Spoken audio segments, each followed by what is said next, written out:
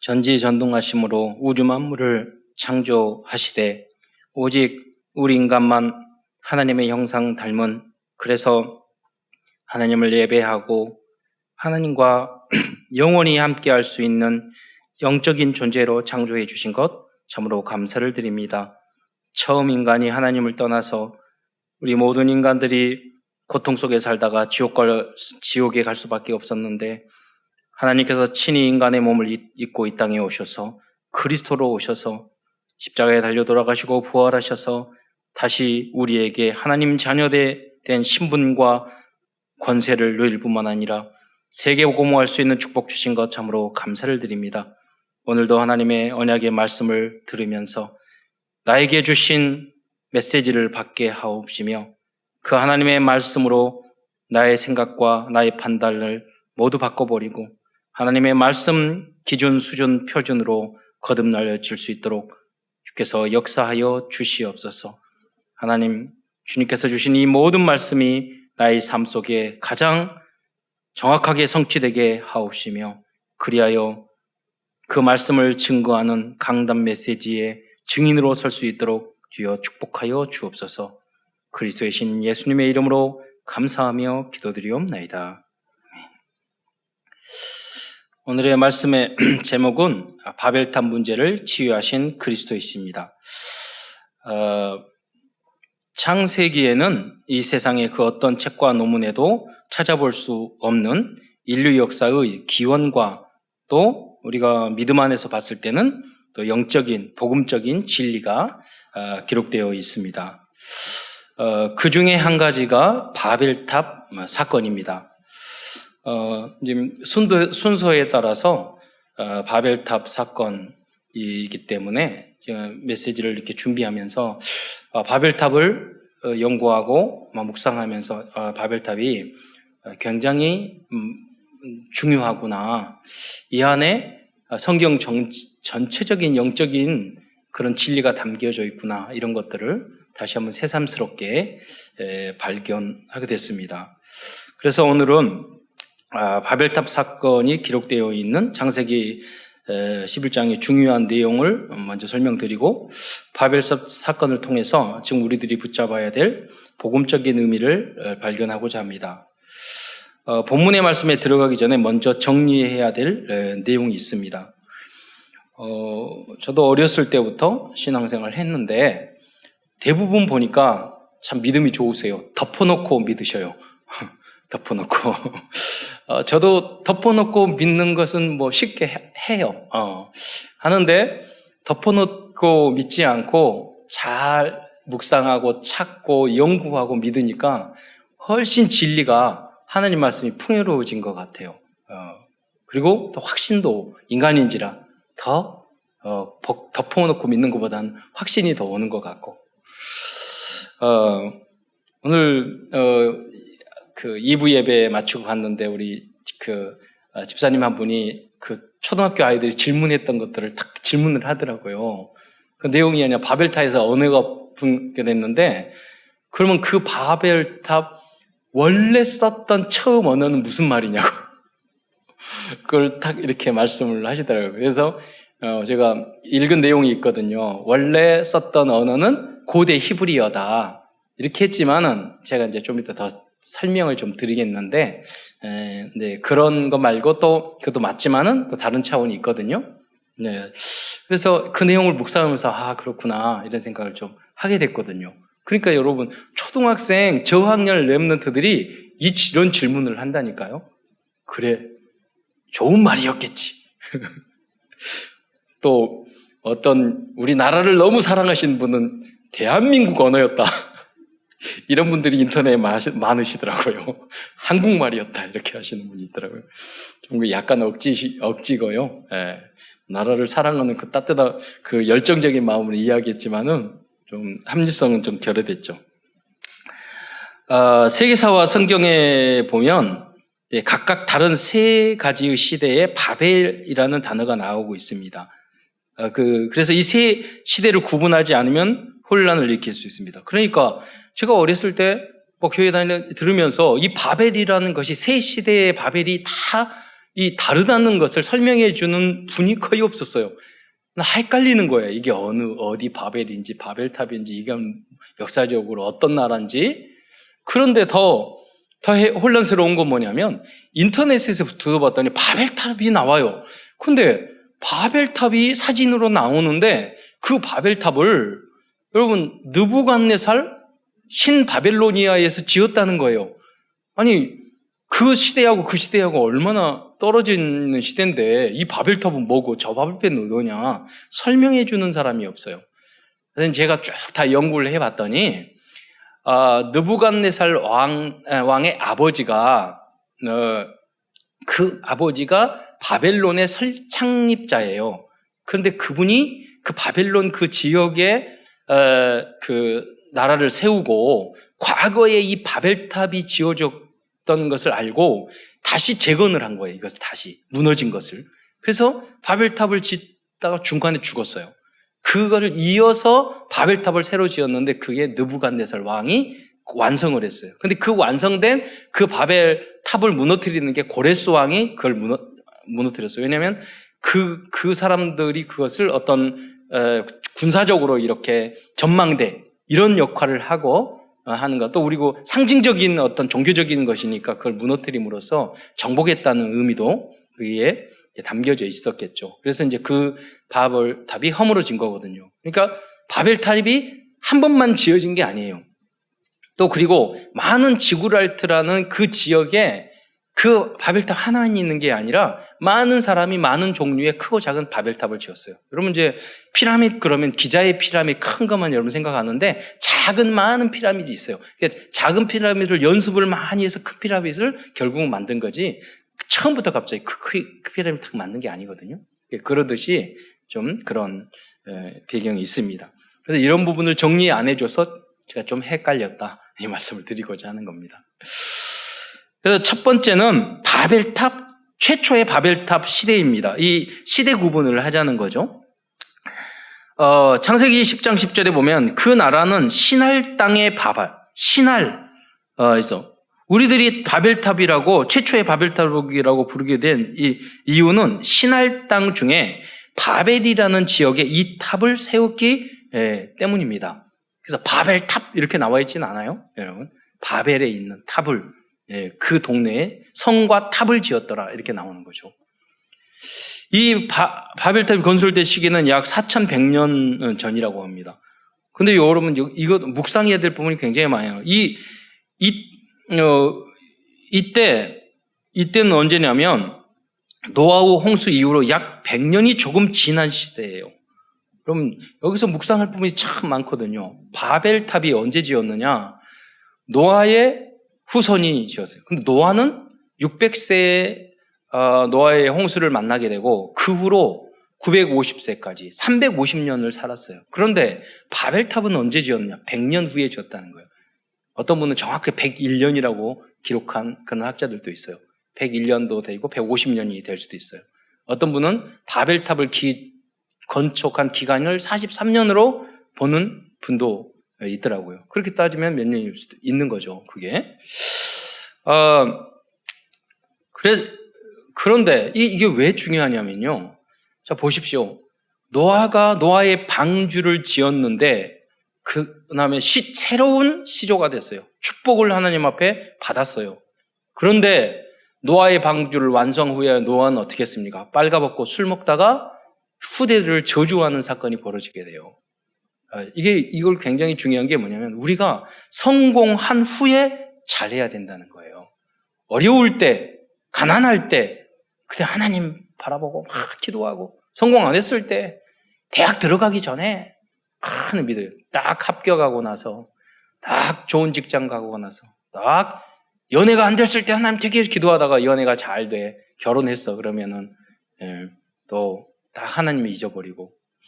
자, 그 현상이 어디 있냐면 금메달 딴 그 운동선수들이요. 올림픽에서 금메달을 향해서 금메달 딴 후에는 사람의 타락, 그 후로는 목적이 없거든. 그렇습니다. 그러니까 주님이 오시는 그날까지 후대에 대한 언약이 약했던 거예요. 그러니까 대부분의 후대가 망하게 되는 거예요. 자, 그래서 성경의 구역에 보면은요, 두 가지 흐름이 있어요. 복음의 흐름이 있고 불신앙의 흐름이 있어요. 그게 뭐냐면 가인과 아벨을 죽인 가인의 흐름이 있고, 그 다음에 셋의 후손이 있잖아요. 가인의 흐름이 있고 아벨의 흐름이 있어요. 불신앙의 흐름이 있고 믿음의 흐름이 있어요. 그런데 대부분 믿음의 흐름을 따라가는 사람은 소수에 불과하다는 거예요. 그거는 노아의 후손도 마찬가지예요. 왜? 노아 안에 창세기 3장에 그 유전자가 영적인 것이 있기 때문이에요. 그래서 후대들에게 우리가 지금 스승의 날인데 언약을 계속 각인시키고 전달하고 여러분이 누리는 것을 보여주지 않으면 후대들도 다시 바벨탑을 향해서 가게 되는 거예요. 그 바벨탑을 짓는 쪽으로. 노아의 홍수 이전의 사람들의 그 모습으로 가게 되어 있어요. 누구든지 모든 사람이 죄를 범하였으니 의인은 없나니 한 사람도 없기 때문에. 그래서 저는 노아의 모습을 보면서 굉장히 어떤 분은 노아는 아브라함과 58년 동안 함께 살았다 그러는데, 그거는 아브라함이 데라가 75세 때 아브라함을 낳았다고 했을 때 맞는 것이고, 그러나 내용의 기록을 신약성경과 하게 되면은 130살에 아브라함을 낳았다고 봐요. 그러면은 노아와 사망 후에 이제 아브라함이 활동했다 하는 것이 나와요. 근데 그런 게 이제 박윤선 박사라는 분이 연구를 해가지고 그것을 가지고 책을 4권이나 썼어요. 그러니까 많이 퍼져 있는데, 약간 깊이 연구를 해보니까 그게 또 틀린 이야기인 거예요. 참 좋은 이야기인데, 사실은 무드셀라가 노아 죽을 때까지 옆에서 멘토의 역할을 했다는 것은 다 공통적으로 이렇게 하는 거거든요. 그러나 이제 아브라함과 노아가 한 시대에 58년을 살았다 하는 것은 이제 틀린 걸로 이제 결정이 났죠. 그런 부분을 잘 우리가 모르는 상태에서 자꾸 강조하게 되면 나중에 인터넷, 요새는요 누구든지 딱 뒤지면 나오게 돼 있어요. 과거에는 목사님들만 서점이 있었는데 지금은 그런 거 필요 없어요. 많이 연구하면 다 자료 있어요. 그럼 뭐 언제든지 접하게 되면 틀렸네? 이렇게 되게 돼 있잖아요. 그러니까 더 신중하게 많은 부분을 찾아서 우리가 전달하는 게 좀 낫겠죠. 다 그렇고요. 두 번째는 구바벨로니아입니다. 구바벨로니아는 아브라함보다 약 100년 뒤에 등장하는 나라입니다. 이 시대에 활동한 사람 중에 우리들이 들어본 사람이 누구냐면 하무라비 법전을 만든 하무라비 왕입니다. 이 시대를 구바벨로니아라고 이렇게 말을 합니다. 수메르 문명이 이제 이때 꽃피었던 그런 시대라고 하죠. 세 번째 우리가 이제 많이 듣는 바벨로니아는 바로 아까 말씀드렸던 신바벨로니아입니다. 이 신바벨로니아 성경에 자주 등장하는 바벨론이죠. 신바벨론을 세운 왕은 아니고 그 아버지가 세웠는데, 그 번성케 한 사람은 느부갓네살이고, 이 바벨론 제국에 의해서 이스라엘 민족은 3번에 걸쳐서 포로로 끌려가게 되고 586년에 예루살렘 성전을 완전히 파괴시키는 거죠.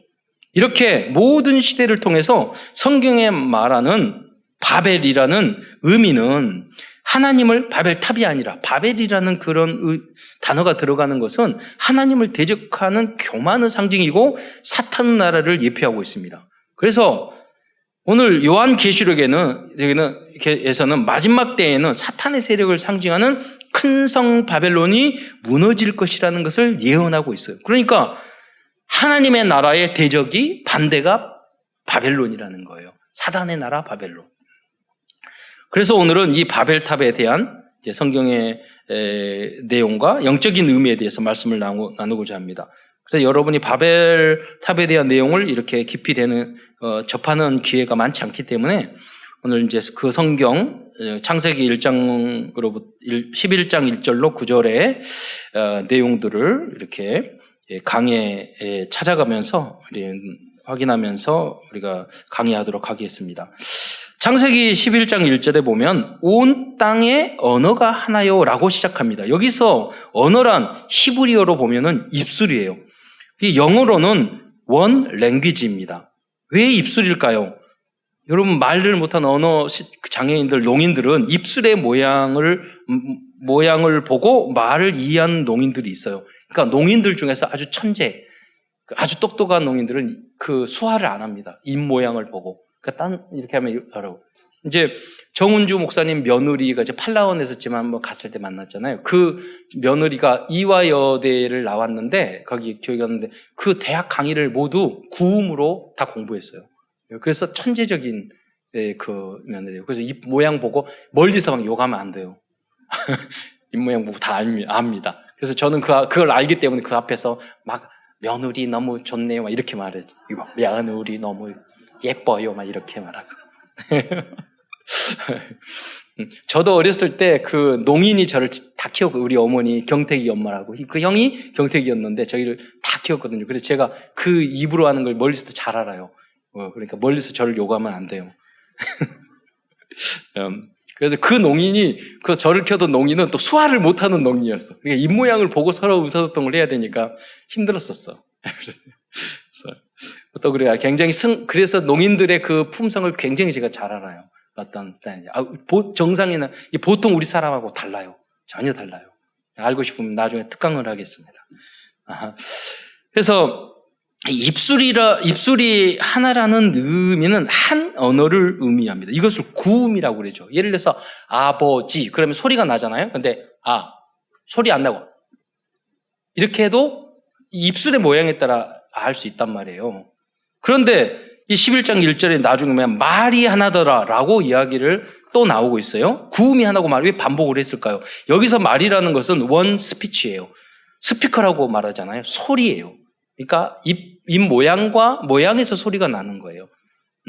이로 보건대 바벨탑 이전에는 하나의 언어를 사용했음을 알 수 있습니다. 그리고 사람들 간의 의사소통도 잘 이루어진 사회였음을 알 수 있어요. 하나의 언어. 근데 여러분이 알아야 될 것은 아까 렘넌트가 또 어머니가 갑자기 질문을 해서 제가 이제 정확한 대답을 못했는데 처음에 언어는 어떤 언어였냐면 어떤 스타일인지는 소리는 어떤지 모르겠어요. 그러나 확실한 것은 있어요. 뭐냐면 우리가 가지고 있는 언어의 모든 문법적인 요소가 다 있는 언어였어요. 가장 복잡한 언어.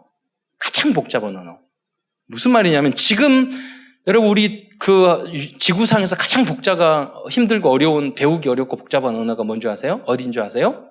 러시아어예요. 러시아어. 무슨 말이냐면 여러분 그 중국어에는 시제가 그렇게 중요하지 않아요. 영어에는 그래도 12 현재 완료, 과거 완료형이 있잖아요. 영어에는 12가지 시제가 있는데 중국어는 별로 우리 한국도 시제가 별로 중요하잖아요. 시간이. 그리고 우리 한국에는 정관사가 발달 안 됐어요. 그리고 남성, 여성, 중성이 없어요. 저기 무슨 말을 하냐면 독일어에 보면 데어 데스 뎀덴 디 데어 데어 디 이것을 외우거든요. 왜냐하면 이게 정관사예요. 앞에 어떤 단어가 남성이었을 때는 데어만, 다스 이렇게 달라지거든요. 앞에 정관. 우리는 우리를 예를 들어서 말이 이렇게 문이 여성이다. 뭐가 산이 남성이다. 중성이다. 이렇게 하면 앞에 정관사가 없잖아요. 우리는. 그러니까 정관사 없고 또 그 헬라어에는 전미어가 그게 다 바뀌어요. 아스, 안, 이렇게 바뀌어요. 그게 무슨 말이에요? 이걸 다 외워야 돼요. 예를 들어 데오스 그러면 주격, 소유격, 목적격, 그러니까 대우 그러면 하나님의. 그래서 오스 우오오에 대온 그럼 하나님을 이렇게 바뀌어요. 우리 하나님 을 이런 것들을 다 말을 하잖아요. 그리고 있긴 있어요. 그런데 앞에 정관사, 부정관사, 시제 이런 단수, 복수, 남성, 여성, 중성 이런 것들은 별로 없잖아요. 우리 한국 단어에. 그렇지 않습니까? 그리고 중국어는 사성이 있잖아요. 마 이렇게. 근데 우리는 그런 게 없어요. 근데 최초의 언어는 모든 이런 요소가 다 포함된 언어였을 거라는 거예요. 그래서 지금 배우기에 가장 어려운 언어가 그게 많이 포함되어 있고 남아있는 그 언어가 러시아어예요. 그래서 러시아 사람도 자기가 다 말하면서 맞는지 틀린지 몰라요. 그러니까 쓰는 언어를 그냥 외워서 할 뿐이지 이게 문법적으로 뭐가 맞다 틀리다 이렇게 틀렸어요 이렇게 말을 하면 틀렸어요? 그럼 그렇게 이제 하게 되죠. 우리가 주로 일상적으로 쓰면서 틀리는 말이 그런 거잖아요. 예를 들어서 우리 부인. 내 부인이 아니라고 그러잖아요. 복수인데 그냥 쓰잖아요. 그래서 그게 하나의 관용적으로 변해버렸죠. 근데 엄밀하게 따지면, 우리 시제 같을 때는, 우리 어제 만났다? 이렇게 말하면, 그리고 만났다가 아니라 어제 만났었어. 이렇게 해야 되고, 과거로 해야 된단 말이에요. 이제 그런 모든 복잡한 것들이 다 포함된 언어가 원래 처음 언어였다는 거예요. 그러면 갈수록 단순화된 거예요, 단순화. 가장 단순화된 언어가 뭐냐면 중국어예요. 뭐 다 빼. 다 빼버려요. 왜냐면 많은 사람 속에서 소리가 들려야 되니까요. 이렇게 단어가 뭐 그런 시제식하고 고현지 그런 게 거의 별로 없어요. 왜냐면 그 인구가 많기 때문에 단순하게 의사 전달이 돼야 되기 때문에. 그러면 여러분 시간이 지날수록 언어나 모든 게 복잡해집니까? 아니에요. 단순해져요. 우리의 이 인간의 유전적인 요소가 가장 복잡한 사람이 누구냐면 아담이에요. 그렇죠? 아담이 가장 다양한 유전적인 요소를 가지고 있어요, 이 안에. 예. 아담은 구렛나루도 있었고 가슴에 털도 있었고 이쪽은 빨간 머리 나고 이쪽은 노란 머리 나고 이쪽은 아담의 머리는 아마 그랬을 거예요. 여기는 빨간 거, 여기는 노란 거. 원래 그렇게. 근데 빨간 머리 있잖아. 빨간 머리 N. 뭐 있잖아. 그 요소가 우리 여러분들은 다 그래 물들여야 되잖아요. 그러니까 노랗게 들고 그럴 필요가 없었어요. 하와도 그랬어요. 그러니까 막 이렇게 이 말을 듣고 저기 무지개 색깔로 또 칠하지 마세요. 무지개 색깔 머리였을 수도 있어요. 그러니까 처음이 가장 좋았어요. 언어도 가장 복잡해요. 그건 무슨 말이냐면 진화론과 전혀 반대적인 이야기라는 거예요. 자, 이제 그런 내용, 제가 갑자기 처음 언어가 무엇이었냐고 물어보길래, 생각했던 부분이라서 여러분에게 전달을 한 겁니다. 이걸 알고 있는 거하고 모르는 건 다르다니까요. 초등학생들이 그런 질문을 해요. 여러분들은 덮어놓고 믿으시지만. 그것이 이제 썸이 될 수 있는 가능성이 있는. 그때 여러분 대답을 못 해주면은요, 책 읽다가 불신자 돼요. 기독교 반대하는 사람 돼요. 그러니까, 렘넌트 때 진리를 바르게 알려주는 게 너무너무 중요하다는 거 아셔야 돼요. 그러나 하나님을 대적한 인간들은 의사소통과 인간관계가 잘 이루어질 수 없었어요. 이게 무슨 말이면 언어가 갑자기 하나님 혼란돼가지고 야, 벽 떨죠 그러는데 못 알아듣고 이렇게 말하는데 그건 좀 무리한 이야기고요. 여러분 무슨 말이냐면 여러분 부부 대화 잘 되십니까? 불화되고요. 사이가 나쁜 사람은 의사소통 안 돼요. 결국은 분열하게 돼요. 서로가 복음 안에 있을 때 참된 의사소통이 이루어지는 거예요. 그러니까 하나님을 멀리한 그 사람들은 일을 하면 할수록 싸우고 소통 안 되고 그럴 수밖에 없어요. 하나가 될 수 없다니까요. 여러분 한국말을 똑같이 하더라도 알아듣느냐 아니야 마음이 삐뚤어져 있으면 그래도 안 들려요. 그러니까 그들이 다 그랬다는 거예요. 그 여러분이 한 분 한 분이 복음으로 치유되는 게 얼마나 중요한지요. 자기가 듣고 싶은 것만 듣고 자기가 원하는 것만 생각하게 돼 있어요. 그게 영적으로 맞은 사람들의 성품이에요. 그러니까 복음으로 치유가 돼야 돼요. 그래야지 배려할 수 있고 귀를 열어서 남의 이야기를 들을 수 있는 사람이 되는 거예요. 그래야지 그 사람이 리더자가 되죠. 귀가 딱 막혀가지고. 우리가 다 완벽할 수는 없지만 복음 들으면서 치유받기를 축원드립니다. 결국 하나님을 불신하고 대적한 사람들은 하나 되지 못하고 결국은 바벨탑을 완성할 수 없습니다. 여러분 언어가 제가 어떤 학자가 연구하는 것을 쭉 봤는데 그분이 연구한 게 어떤 거였냐면 여러분 100년 전에 썼던 언어, 200년 전에 썼던 언어, 세장도왕에 썼던 언어, 그리고 신라 시대에 썼던 언어를 발음으로 재구성했어요. 그래서 들려줬어요. 그 교수가. 벌써 100년 전의 말도 못 알아들어요, 우리들이. 그게 무슨 말입니까? 마음이 하나가 돼서 약간 떨어져 살고, 그게 갈라졌다고 했거든요. 멀리 흩어지면, 시간 지나면 못 알아듣게 돼 있어요. 여러분. 지금 어제 우리 처하고 같이 컴퓨터 휴대폰 이런 것 때문에 갔는데 대화를 막 하는데 나오면서 우리 처가 그러더라고요. 아까 대화한 내용의 절반도 못 알아듣겠다고. 컴퓨터 이야기 하잖아요. 게임 이야기하고 그러면 못 알아듣습니다. 지금도 마찬가지예요. 그래서 그런 부분이 조금 어떤 한 지역으로 가게 되면 세월이 지나면 다 다른 언어가 되게 된 거죠. 물론 하나님께서 오늘부터 갑자기 너희는 프랑스어 써, 너희는 독일어 써, 너희는 한국말 써 이렇게 할 수도 있지만 그런 것은 아니리라고 봐요. 서서 멀어지고 집단화되고 거리가 멀어지고. 그럼 지금 저 제주도 가서요, 이렇게 할머니 두 분이 해녀인데 앞에 앉았어요. 그래서 두 분이 대화하는 것을 궁금해가지고 귀를 듣고 해서 제가 10분 들었는데요, 한마디도 못 알아듣겠는 거예요. 우리수가? 뭐라고? 이렇게 하는데 못 알아듣겠는 거예요. 파도 속에서 했던 말들. 처음에 유광수 목사님도 빨리 말할 때 많이 못 알아들었습니다. 영어로 알아들었지. 그리고 바벨탑을 건설을 주도한 인물이 누구냐? 함의, 셈과 함과 야벳, 손자 구스의 6번째 아들 니무롯이었어요. 이 니무롯이 대한 내용이 여러분 한번 다 기회가 많지 않기 때문에 읽어보겠는데, 창세기 10장 8절로 12절까지요. 창세기 10장의 전체로 노아의 후손들에 대한 이야기가 쭉 70여 명이 나오고 있거든요. 그 중에 10장 8절부터 12절까지의 이 니무롯에 대해서 이야기가 나와서, 구스가 또 니무롯을 낳으니 그는 세상의 첫 용사라. 그가 여호와 앞에서 용감한 사냥꾼이 되었으므로 속담에 이르기를 아무는 여호와 앞에 니무롯같이 용감한 사냥꾼이로다 하더라. 소문이 난 거예요. 아주 용감한 사람은 니무롯 같은 사람이다. 우리가 삼손 같은 사람이다. 임꺽정 같다, 이렇게 말하듯이. 힘슨. 그의 나라는 신할 땅의 바벨. 여기 보세요.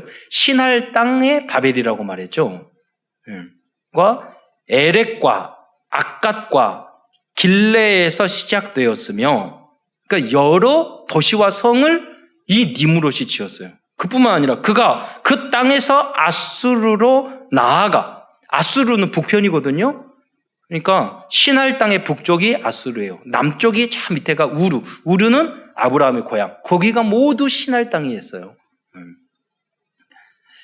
나아간 니느웨와 르호보딜과 갈라와. 니느웨가 어때요? 아수르의 수도였잖아요. 이 니느웨를 북왕국 이스라엘을 망하게 만든 게 아수르였어요. 아수르의 수도가 니느웨였어요. 이 니느웨를 만든 사람이 니무롯이었어요. 영적인 흐름이 다 있다니까요. 결국 이스라엘을 망하게 만들었어요. 이 니무롯의 영적 흐름을 따는 후손들이. 12절엔 및 니느웨와 갈라 사이의 레센을 건설하였으니 이는 큰 성읍이라. 이 성읍들이 다 컸다니까요.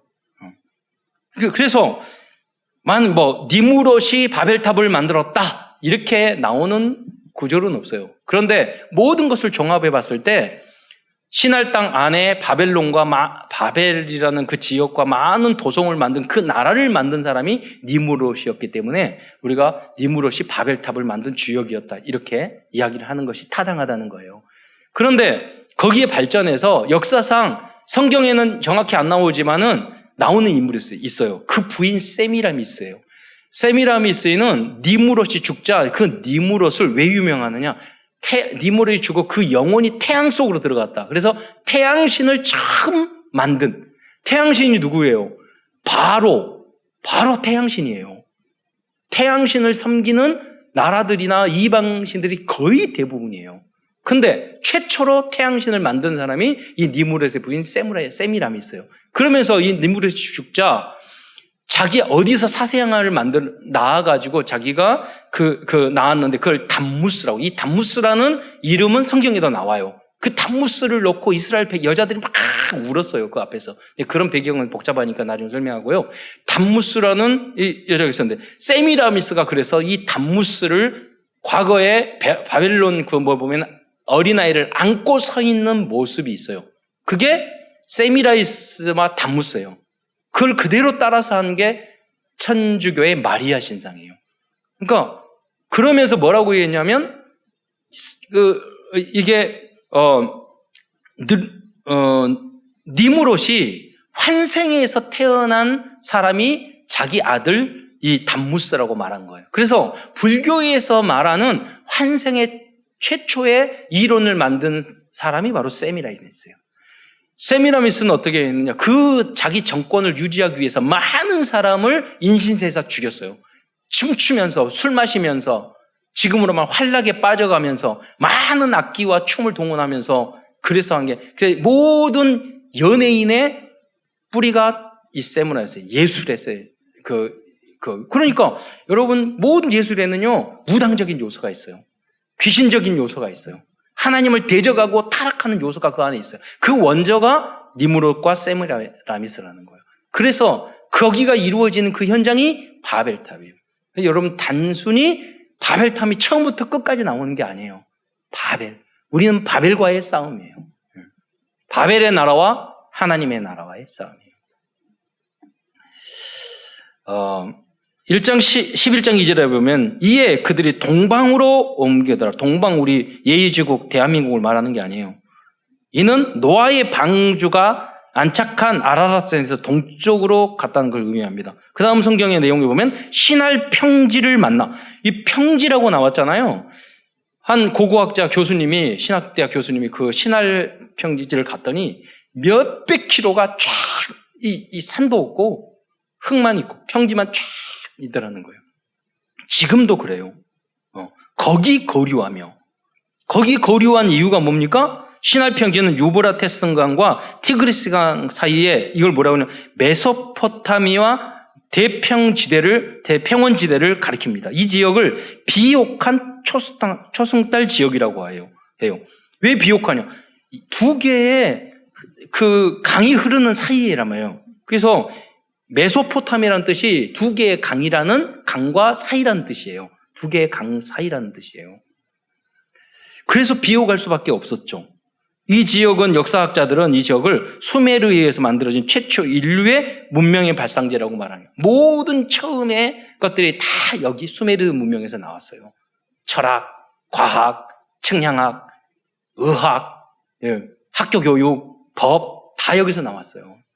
여러분 생각할 때 과거 몇천 년 과거에 올라가면 사람들이 무식하고 원시인이라고 생각하는데 그러지 않습니다.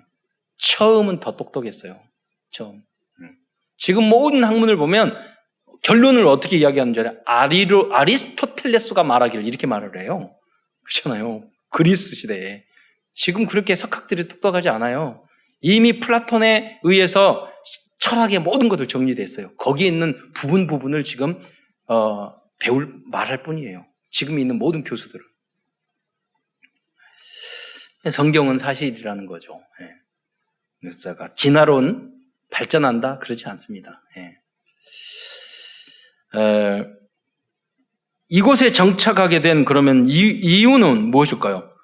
먹고 살기 좋은 환경이기 때문에 정착했어요. 지금은 그렇지 않아요, 여러분. 그때는 굉장히 달랐다고 이야기해요. 비옥한하고 나무도 많고 그런 지역이었다고 봐요. 그런데 이사야서에 나온 이 땅들을 완전히 짐승들이 돌아다니고 풀 한 번 그런 만들겠다고 말을 하고 있어요.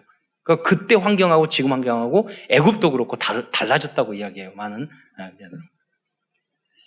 이들은 하나님의 말씀보다는 먹고 사는 것 중심으로 결정하였습니다. 그 결과 그들은 하나님을 대적하게 된 것입니다. 여러분이 이렇게 결정을 하면 여러분은 하나님의 대적자가 됩니다. 그 길을 걸어가게 돼요. 먹고 사는 것을 중심으로 결정하면. 하나님은 여러분 잘 먹고 잘 살기를 바라셔요. 우선순위 문제예요. 여러분이. 그의 나라와 그의 의를 구하라. 그리하면 이 모든 것을 너희에게 더하시리라. 여러분 우선순위 하나님 앞에 두시기 바랍니다. 말씀에 두시기 바랍니다. 교회에 두시기 바랍니다. 여러분 시간도 일주일 동안 예배의 시간을 중심으로 짜셔야 돼요. 중요한 일은 모든 거 제쳐놓고 그 중심으로 일주일 한 달 시간표를 짜잖아요. 정해놓고. 그래서 그들은 바벨탑을 쌓았던 것입니다. 다른 바벨탑이 그 바벨탑이 다른 게 아니에요. 오늘도 우리도 그런 바벨탑을 쌓고 있죠. 여러분들이 정착한 이유가 하나님 중심 교회 중심입니까? 아니면 먹고 살기 위한 기준입니까? 굉장히 중요하다니까요, 먹고 사는 거. 그러나 주님 말씀하셨어요. 무엇을 먹을까 입을까 염려하니라. 국가에서 재난구제금 주시잖아요. 그래서 우리 아들이 그러더라고요. 아들에게 자기가 무슨 적재가 아는지도 알면서 이 정권이 가장 잘한 것 중에 하나가 재난구제금 주는 것 같다고. 엄마가 뭐 사줬는가 봐. 그래서 여러분, 그의 나라와 의를 구하며 하나님 무엇을 먹을까? 이 모든 것을 더하신다고 그랬어요. 하나님 우선이 되시기 바랍니다. 모든 걱정 주께 맡겨버리고요. 하나님이 역사하는 걸 여러분 체험하셔야죠. 성도 여러분들은 중요한 결정을 할 때 노아의 초창기 방주처럼 성령 인도 따라 내가 결정 안 했잖아요. 그리고 교회 중심, 말씀 중심으로 결정하시기 바랍니다. 그럼 그냥 결정하고 그냥 적용됩니까? 아니에요. 그래서 우리가 서밋타임이 필요한 거예요.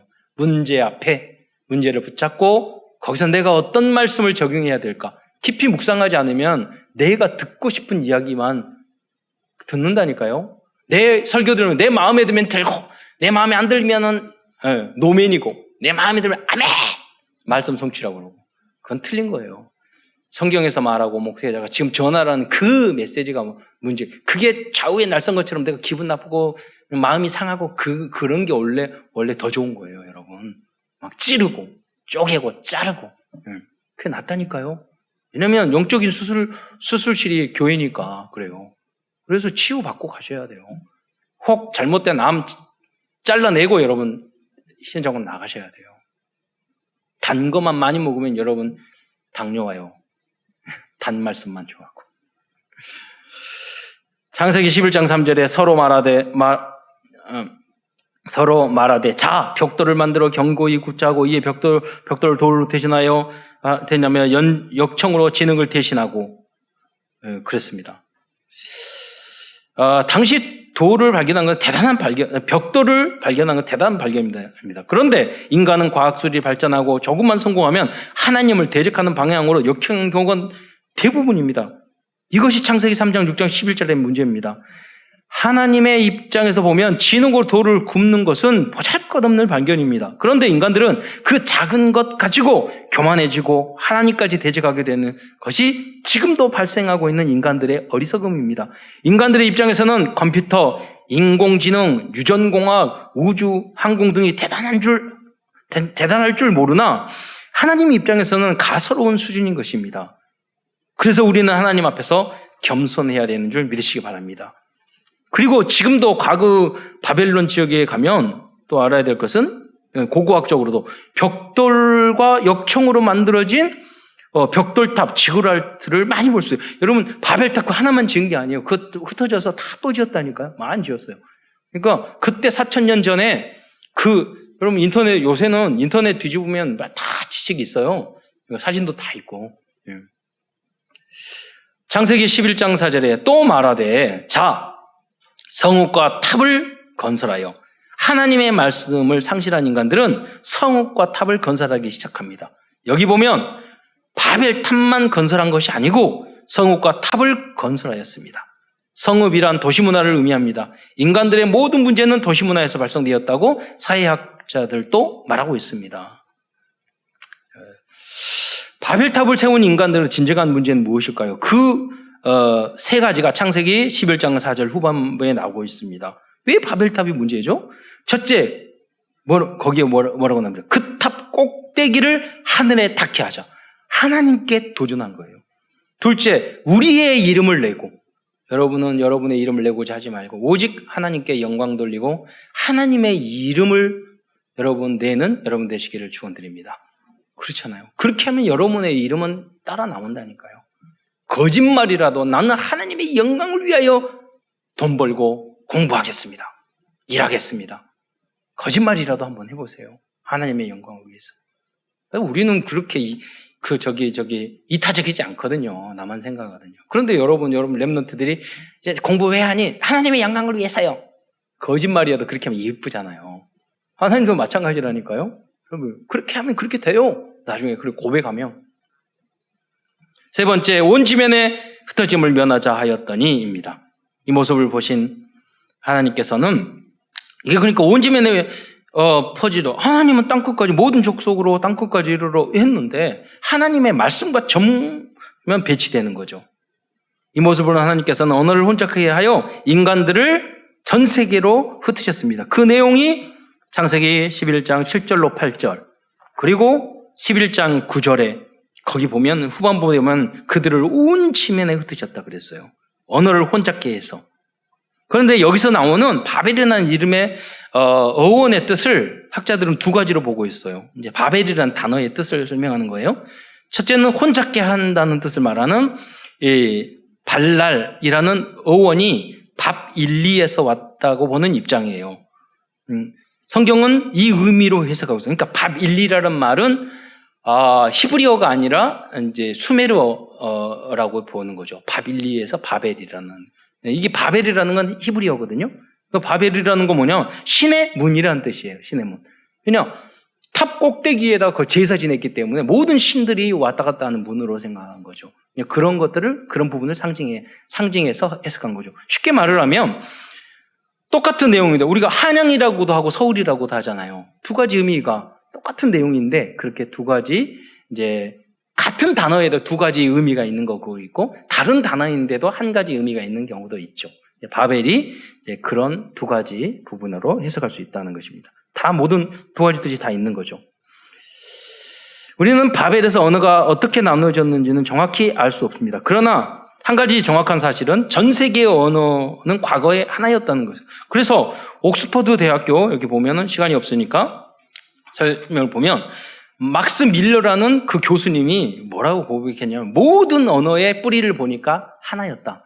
이렇게 고백하고 있어요. 연구를 다 했더니 이게 바벨탑에서 흩어진 것이 맞죠. 어떻게 흩어졌는지는 모르겠지만 구체적인 것은요. 큰 두 번째입니다.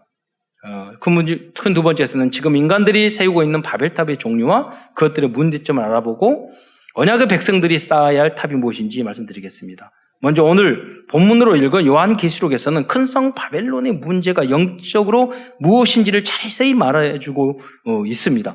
오히려 구약에는 말하지 않고 있는데 요한계시록의 바벨탑에 대해 영적인 문제에 있어서 더 구체적으로 이야기하고 있어요. 마지막 쓰는 이 요한계시록이 18장 2절에 보면 그래서 힘찬 음성으로 외치르되 무너졌도다 무너졌도다 큰 성 바벨론이여 그러면서 바벨론이 어떤 곳인가를 설명하고 있어요. 첫째는 귀신의 처소와 각종 더러운 영이 모이는 곳. 그러니까 탑 끝에서 신의 문 모든 종교 행사를 거기서 한 거예요. 무속 행위를 한 거예요. 또 두 번째 각종 더럽고 가증한 새들이 모이는 곳이 되었다. 여기 이거는 해석을 안 하면 여러분 이해를 못합니다. 왜 새들이 모이죠? 그 안에 인신 제사를 지냈어요. 그래서 세미라비스라는 사람은 아주 악한 동료이기 때문에 자기를 반대하는 사람은 신의 뜻이라고 환생할 수 있다고 그래서 거기서 다 죽였어요. 빈신 제사를. 그래서 죽고 나면 살이 남잖아요. 피가 남잖아요. 그럼 그런 새들이 왔다는 거예요. 이 표현이랍니다. 새들이 모인 거.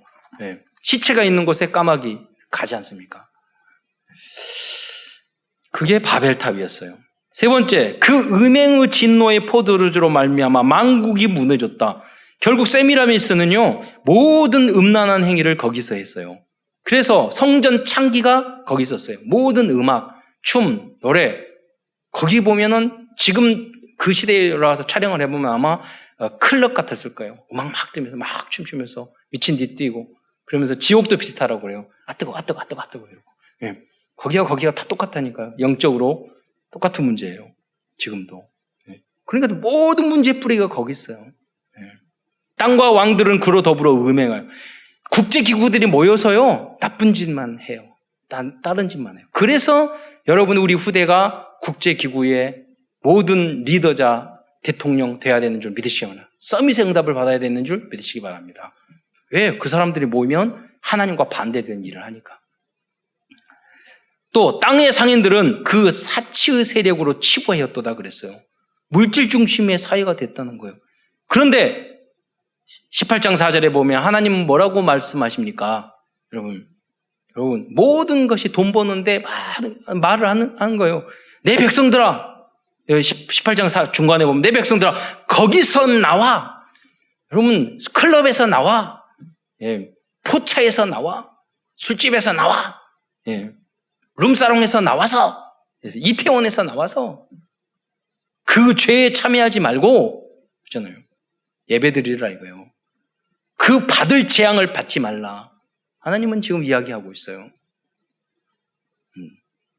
싫어할 사람이 대부분일 거예요. 그러나 성경에 보면요, 이 언약을 따라가고 거룩한 길을 걸어가는 사람 항상 소수였어요. 여러분이 그 좁은 길을 선택하는 여러분 되시기를 축원드립니다. 그래서 바벨탑에 묵상할 게 많다니까요.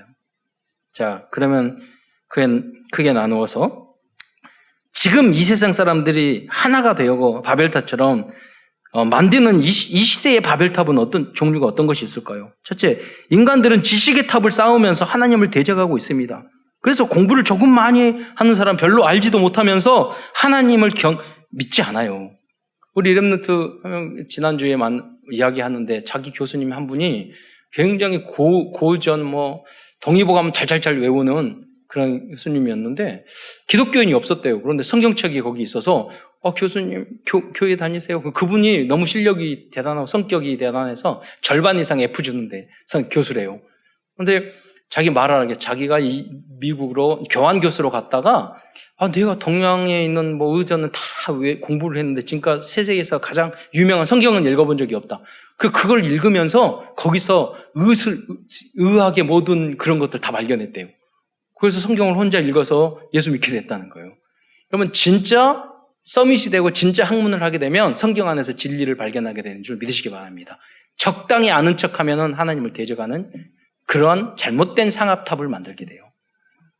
두 번째, 인간들은 이념의 바벨탑을 세우고 있습니다. 이데올로기, 철학, 신념, 주장, 정의로 와야 되죠. 그러나 복음 없이 주장하면은 율법이 돼요.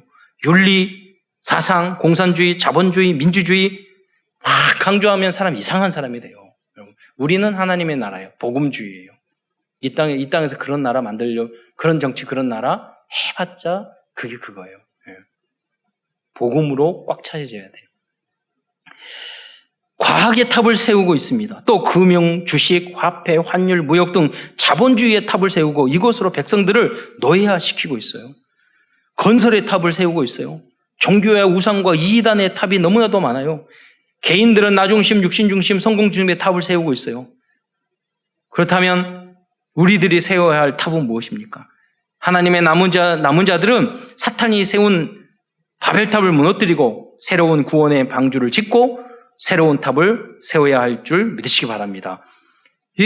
오늘은 스승의 날이잖아요. 어떤 스승이 되어야 되고 어떤 제자가 되어야 되고 어떤 렘넌트가 되어야 될까요? 첫째, 오직 그리스도의 탑을 세워야 합니다. 오직 복음과 그리스도만이 이 시대의 바벨탑을 무너뜨릴 수 있기 때문입니다. 두 번째, 중직자들은 원리스가 되어서 3단체를 능가하고 살릴 3기업의 탑을 쌓아야 하겠습니다. 세 번째, 다음 세대를 살릴 렘넌트들이 쌓아야 할 그런 탑은 무엇일까요? 우리는 우리 렘넌트를 어떻게 만들어야 될까요? 첫째, 복음과 그리스도를 정확히 이해하는 렘넌트로 우리는 그들을 도와줘야 합니다. 전도가 되어지는 렘넌트로 양육해야 됩니다. 가정 강문을 살리는 렘넌트가 되어야 합니다. 교회를 살리는 우리 렘넌트 후대로 자라야 합니다. 세계를 복음으로 치유하는 렘넌트로 성장해야 될 줄 믿고 여러분 기도해 주시기 바랍니다. 마지막으로 정치, 경제, 문화, 과학을 복음으로 살릴 3서밋의 탑을 여러분 우리가 하나가 되어서 세워야 되겠습니다. 오늘도 결론 마지막으로 바벨탑의 의미를 생각하면서 우리들의 CVDIP를 찾아보도록 하겠습니다. 커버넌트 언약입니다. 우리들의 언약은 인간들의 성공을 위한 바벨탑을 세우는 것이 아니고 좀 작은 탑을 세우더라도 있잖아요. 작은 탑을 세우더라도 오직 하나님께 영광 돌리는 그러한 복음의 탑을 세우시기를 축원드립니다. 그런 삶을 살아야 되겠습니다. 비전입니다. 우리들의 비전은 237 나라 백성들에게 참된 성공이 무엇이든지 알려줘야 되겠습니다. 제3세계 가난한 나라일수록 먹고 사는데 거기 한다니까요. 우리나라 백성들 먹고 살려고 그런 게 아니에요. 하나님 이 재앙과 6.25 만나고 나라 빼앗기고 그러니까 하나님께 간 거예요. 하나님 앞에 우리나라를 긍휼하게 여겨주셨어요. 하나님이 많은 걸 회복해 시켜줬다니까요. 그리고 곳곳에 교회를 세웠어요. 그렇기 때문에 지금 이 짧은 코로나 때문에 저도 일부러 외국에서 하는 걸 다 본다니까요. 우리 한국 사람들이 말하는 것은 믿을 수 없으니까 진짜 뭐 영국에서 미국에서 전 세계에서 우리나라를 배우려고 하나? 외국에 직접 그 내용을 다 보면 정말 그러고 있어요. 한국이 하나의 모델이 되고 있다니까요. 여러분 복음도 모델이 될 줄 믿습니다. 왜 높일까요? 어떻게 해서 그렇게 된 걸까요? 복음 때문에 교회를 지었다니까요. 교회에 헌신한 사람이 많았다니까요. 그거예요. 서밋으로 가는 길입니다. 드림입니다. 우리들이 만일 24시간 복음의 탑을 세우는 일에 원리스 되어진다면 하나님이 우리에게 주신 모든 꿈이 성취될 것입니다. 이미지입니다. 우리들은 오직 하나님께 영광 돌리는 삶을 살도록 집중하여 기도하는 서밋 타임을 가져야 할 것입니다. 실천입니다. 이번 주 한 주간은 나의 바벨 성과 바벨탑이 무엇인지 찾아보고 완전 복음으로 그것을 무너뜨려 보시기 바랍니다. 여러분이 그것 때문에 여러분이 안 되는 경우 있어요. 내 자존심, 아무것도 아닌데 내 주장, 내 어떤 기준, 그거잖아요. 내 이익, 그걸 좀 내세다 보면 그게 나에게 바벨탑이 되는 거예요. 하나님과의 대적하는 것이 되는 거예요. 귀신의 소굴이 되는 거예요. 그 문이 된다니까요. 그 문을 통해서 여러분 개인과 가정 가문에 다 들어오는 거예요. 여러분 다 망하게. 하나님 빠져나오라고 그러잖아요. 여러분들의 평생의 삶이 바벨탑이 삶이 아니라 12가지 문제에서 우리를 해방시켜 주시는 그리스도를 증거하는 삶이 되시기를 축원드립니다. 기도드리겠습니다. 사랑해 주님 감사합니다. 오늘도 온 성도들이 모여서 거룩한 성일 주님 앞에 언약을 붙잡고 하나님 영생의 언약을 붙잡고 오직 참된 복음을 증거하기 위해서 원리스 되어서 같이 예배드릴 수 있는 은혜와 축복 주신 것 참으로 감사를 드립니다. 하나님께서 말씀을 통해서 모든 답을 주셨는데 우리가 알지 못하는 부분이 많이 있습니다. 다시 정리하고 언약으로 굳게 붙잡아 현장을 살리는 말씀의 제자, 그리스도의 제자가 될 수 있도록 역사하여 주옵소서. 그리스도의 신 예수님의 이름으로 감사하며 기도드리옵나이다.